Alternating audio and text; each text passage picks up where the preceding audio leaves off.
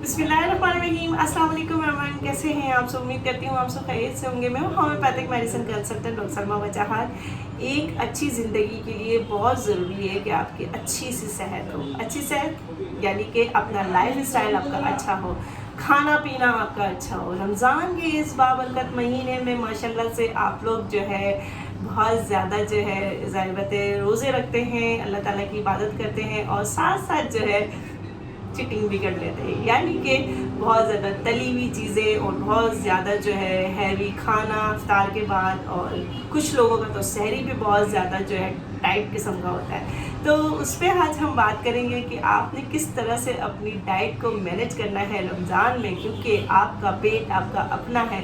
पेट अगर आपका डिस्टर्ब हो गया ना तो आप पूरे डिस्टर्ब हो गए। तो आपने अपना पेट डिस्टर्ब नहीं करना है। तो आप आइए शुरू करते हैं ये वीडियो। इससे पहले आपने मेरे चैनल को करना है सब्सक्राइब, लाइक ज़रूर करें और जितना हो सके शेयर करें ताकि दूसरे लोगों को भी फ़ायदा हो सके।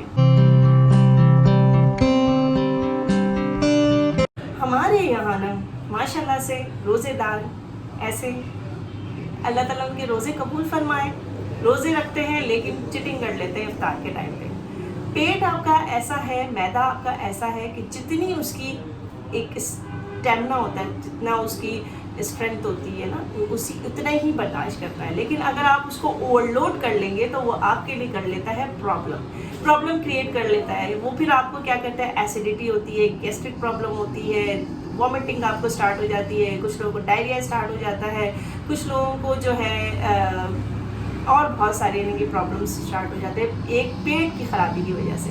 तो डाइट अपनी ऐसे भी लोग हैं फिर वो डाइट क्या करते हैं कि पूरा दिन तो फास्टिंग का होता है, बीच में फिर ज़ाहिर बात है कोशिश करते हैं कि हमने वेट लॉस करना है, अब रमज़ान में वेट लॉस करेंगे, लेकिन फिर भी नहीं हुआ। तो कैसे होगा जब आप पूरा दिन फास्टिंग कर रहे हैं, फिर आपने सारी चीज़ें तबाह कर लेनी है। आपने इफ्तार के बाद जो है खूब मज़े से समोसे पकोड़े और पता नहीं क्या क्या क्या चीज़ें खाना स्टार्ट कर लेंगे, तो फिर तो आपको मिलेगी, प्रॉब्लम होगी, पेट आपका बेचारा हो जाएगा डिस्टर्ब। कि एक तो सबसे पहले आपने क्या करना है, एक तो आपकी जो बॉडी जो होती है बहुत ही लो पोजीशन में होती है, स्टार्विंग मोड में होती है, क्योंकि पूरा दिन आप फास्ट कर रहे होते हैं और फिर जो है डाउन तबीयत होती है। उसकी एनर्जी को बढ़ाने के लिए, बॉडी की एनर्जी को डेवलप करने के लिए आपने सबसे पहले तो इफ्तार खोलना है खजूरों से। खजूर में जो ताकत होती है ना, जो उसके अंदर फ़वाइद मौजूद है, वो किसी चीज़ में इतनी नहीं है जितना खजूर में है। तभी तो हमारे नबी ने भी फरमाया कि खजूर से रोज़ा खोलें। तो खजूर आपने लाजमी लेना है ताकि आपकी बॉडी को जो एनर्जी की ज़रूरत है वो आपकी बॉडी में एनर्जी जा सके, आपको मिल सके वो एनर्जी। तो आपने एटलीस्ट दो खजूर तो आपने लेने ही लेने हैं ताकि आपकी बॉडी थोड़ी सी एक्टिव हो जाए। जब आपकी बॉडी एक्टिव हो जाती है तो सबसे पहले लोग क्या करते हैं, उसके बाद फ़ौरन पकोड़े समोसे चाट वगैरह लेना स्टार्ट कर लेते हैं। देखिए आपकी जब फास्टिंग कर रहे होते हैं, आपका स्टार्विंग मोड पे होता है, आपकी बॉडी, आपका पेट जो है बिल्कुल खाली होता है, तो बाज़ लोगों के गैस्ट्रिक गैस जो है ना एक्यूमुलेट हो रहे होते हैं, ठीक है ना, एसिडिटी बनने लगती है। तो काफ़ी लोगों के साथ ऐसा होता है, ज़रूरी नहीं कि हर किसी के साथ हो, लेकिन होता है, मेजॉरिटी लोगों के साथ ऐसा होता है। तो उस चीज़ को सही लेवल में लाने के लिए आपने एकदम सब कुछ नहीं खाना, एकदम आपने कोई ऐसी चीज़ नहीं लेनी। अच्छा, कुछ लोग तो क्या करते हैं कि पकौड़ों के साथ चाय भी पी रहे होते हैं, ठीक है, ये चीज़ नहीं करें। कैफ़ीन, निकोटीन आपको और नुकसान पहुंचाएगा, क्योंकि आपकी बॉडी में ऑलरेडी इतनी सारी फास्टिंग की वजह से जो आपके पेट ज़ाहिर खाली पेट है आपका, और आपने उसको जो है भर देना है, ऐसे नहीं करना। इससे जो होता है ना और आपको प्रॉब्लम क्रिएट होती है। अक्सर लोगों के साथ ये प्रॉब्लम होती है कि उनको फ़ौरन डायरिया हो जाता है या वॉमिटिंग स्टार्ट हो जाती है। तो आपने ये चीज़ नहीं करनी। खजूर के बाद सबसे पहले आपने 1 गिलास अपना पानी ज़रूर पीना है कि जिनको डिहाइड्रेशन की शिकायत हो रही है उनकी बॉडी हाइड्रेट लेवल में आ जाए, ठीक है। हाइड्रेट हो जाएगी बॉडी, एनर्जी थोड़ी सी उनकी बहाल होगी। थोड़े से ठहरने के बाद 1 से 2 मिनट के बाद जो है आप फिर आपने फ्रूट लेना है। फ्रूट से भी आपको बहुत ज़्यादा ताकत मिलती है।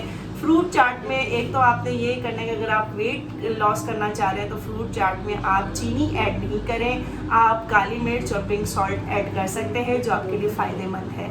तो आप फ्रूट चाट इस तरह से बना के वो खा सकते हैं। इसके अलावा अगर आपको पकौड़ों समोसों का दिल चाह रहा है तो आप पकौड़े समोसे भर भर के नहीं खाएं कि केचप में लगा लगा के सालन की तरह आप बिल्कुल उसको खा रहे हैं। आप ऐसे नहीं खाएं क्योंकि ये आपके लिए सबसे ज़्यादा नुकसानदेह है, क्योंकि बहुत सारे लोग बहुत सारी डिजीज़ से सफ़र कर रहे होते हैं, उनको उससे भी मेंटेन करना होता है। तो आपने सबसे पहले तो ये करना है कि आपने खजूर खाया, खजूर के बाद पानी पिया, पानी पीने के बाद आप कोई फ्रूट ले लें, ठीक है।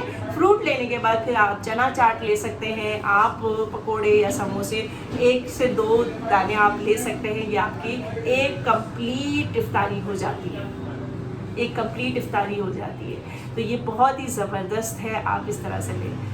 जिनको एडिक्ट है चाय का, जैसे मुझे चाय की जिसको एडिक्शन है और चाय पीते हैं जो लोग, तो वो नमाज पढ़ के उसके बाद अगर वो चाय अपनी पिए तो वो ज़्यादा बेहतर रहेगा, क्योंकि थोड़ा सा आपकी जो पेट है वो आपका लेवल पोजीशन में आना स्टार्ट हो जाता है। आपकी बॉडी इस तरह से मेंटेन हो जाती है, रिकवर हो जाती है, आपका मेटाबॉलिज्म जो है फास्ट होना स्टार्ट हो जाता है, सही चलने लगता है। तो इसीलिए आपने जो है ये चीज़ को फॉलो करना है। आपको जो चीज़ मैं बता रही हूँ आपके फ़ायदे के लिए बता रही हूँ, वो चीज़ बता रही हूँ जो जिसका एक्सपीरियंस मैंने किया हुआ है, क्योंकि मैंने हर तरह से देखा है। काफ़ी लोग हर चीज़ ये जो इस तरह से आउट खाते हैं ना, वो ज़रा प्रॉब्लम करती है।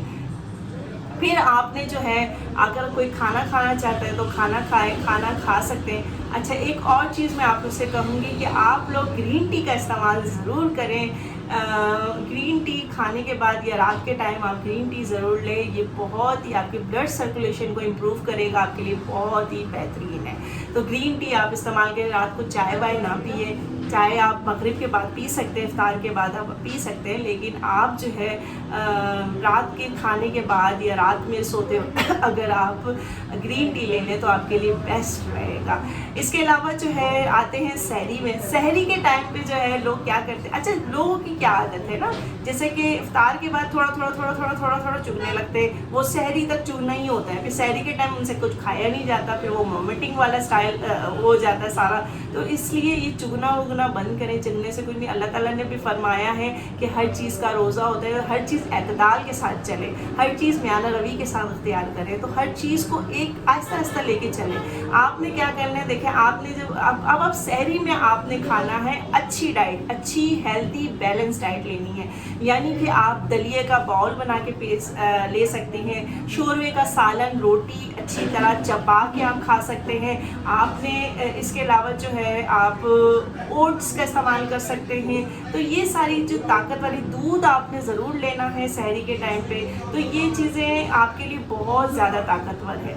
आप सहरी के टाइम पे दूध खजूर भी ले सकते हैं जो आपके बॉडी को ताकत पहुंचाएगी। तो ये कुछ छोटी छोटी चीज़ें हैं जिसको आपने फॉलो करना है। तो बस आज के लिए इतना ही काफ़ी है ना। बहुत ख्याल रखिएगा। अगर ये वीडियो पसंद आई तो लाइक शेयर सब्सक्राइब ज़रूर कीजिएगा और बेल आइकन का बटन ज़रूर प्रेस कीजिएगा। और साथ में जो भी मुझसे क्वेश्चन पूछना है तो इंस्टाग्राम आईडी पे आप मुझसे डीएम कर सकते हैं। अपना बहुत ख्याल रखिए, अपनी सेहत का ख्याल रखिए। अल्लाह हाफिज़।